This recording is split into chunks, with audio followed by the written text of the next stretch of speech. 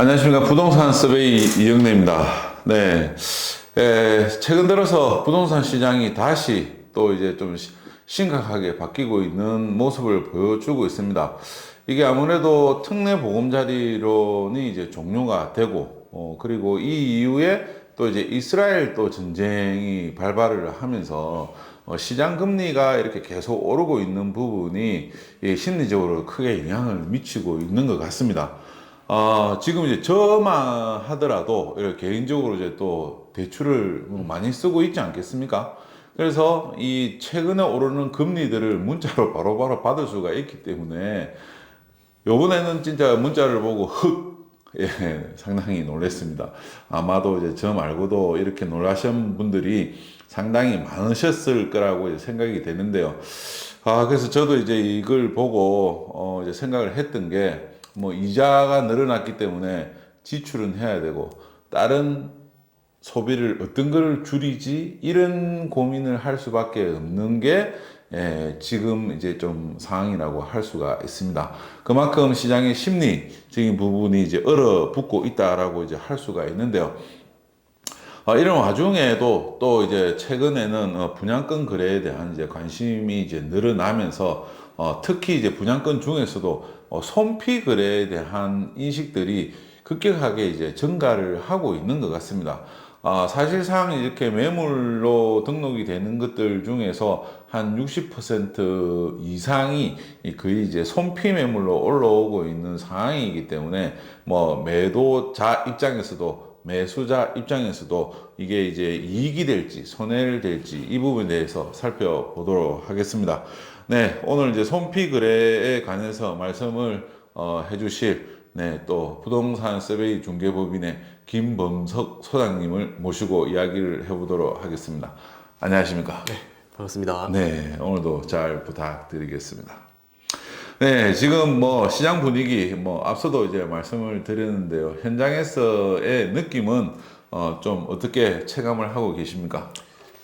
최근 23년 1월부터 9월까지는 아파트 가격이 계속 오르고 있었습니다.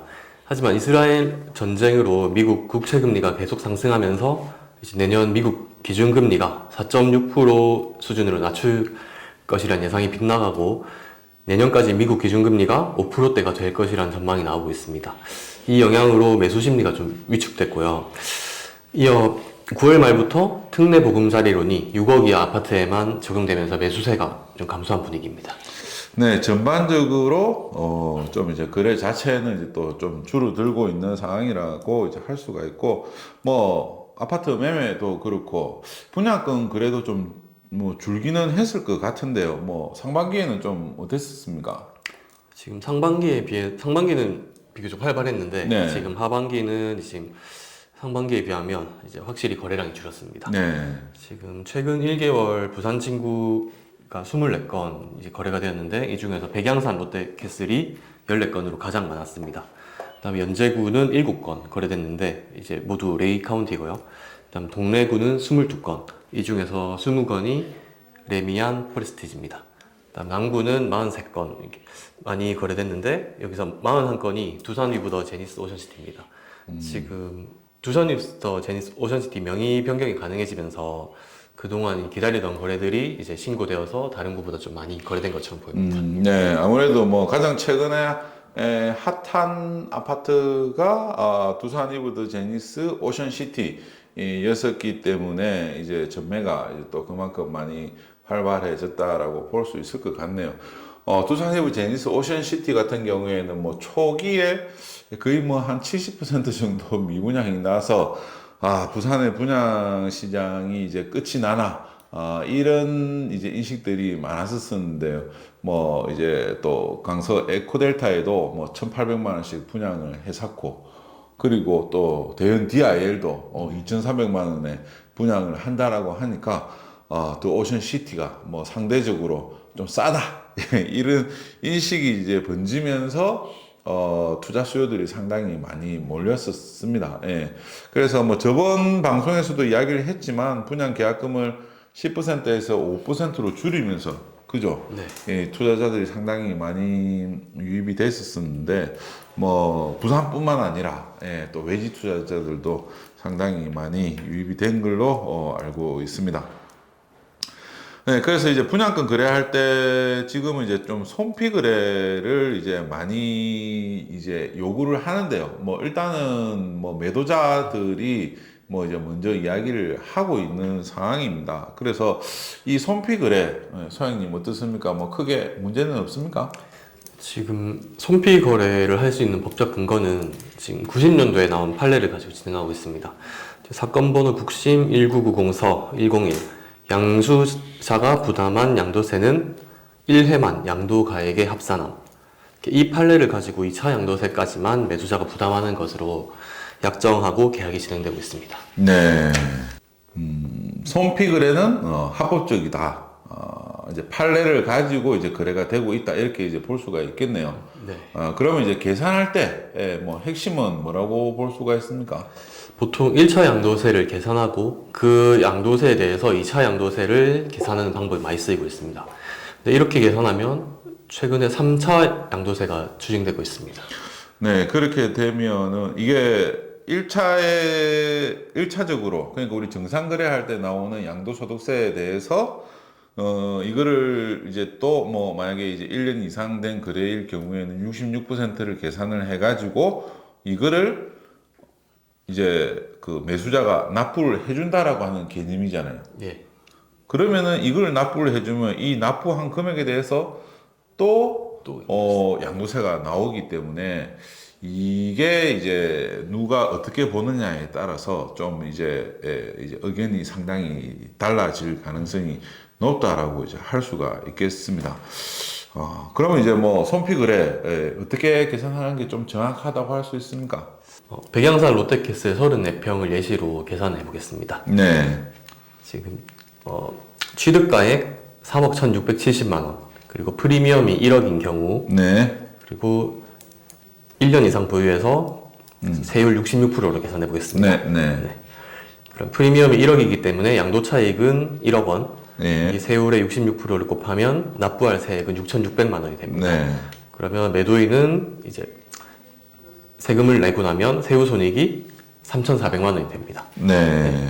매수자가 총 필요한 금액은 지금 취득과액과 프리미엄을 합한 4억 1,670만 원이 됩니다.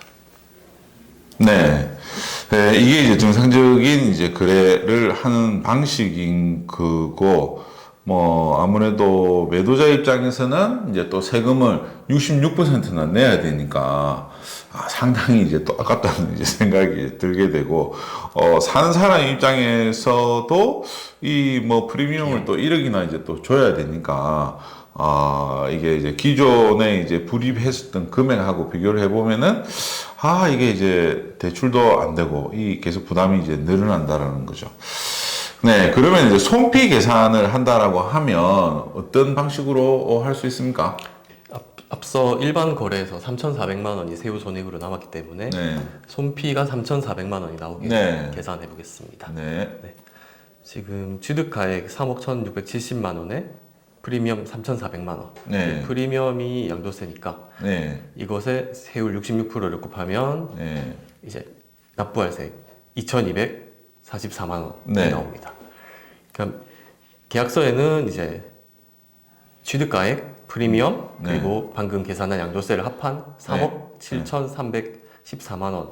네. 이 금액을 이제 계약서에 작성하셔야 되고, 네. 그리고 이 금액을 이제 취득과액과 비교해서 양도 차익을 계산하면 네, 매수자가 부담할 양도세 3,725만 400원. 네. 알겠습니다.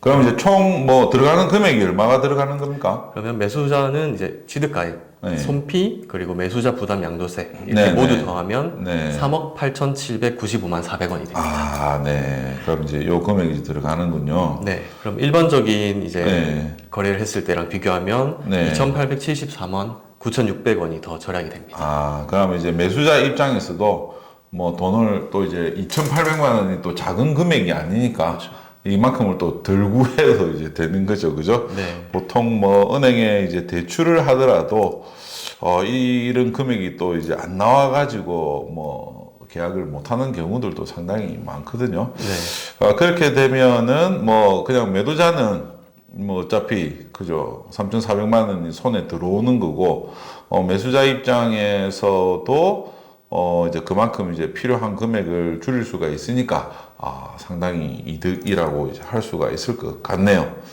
그러면은 이제 이렇게 계산했을 경우에는 뭐 매수자의 이제 추가 부담금이 이제 좀 줄어드는 이득이 있는 것 같은데 뭐 정상적인 이제 거래하고 이제 비교를 해서 어떤 뭐 이익이 있다고 보십니까? 지금 매수인은 계약 시 이제 필요 금액과 취득세를 줄일 수 있고요.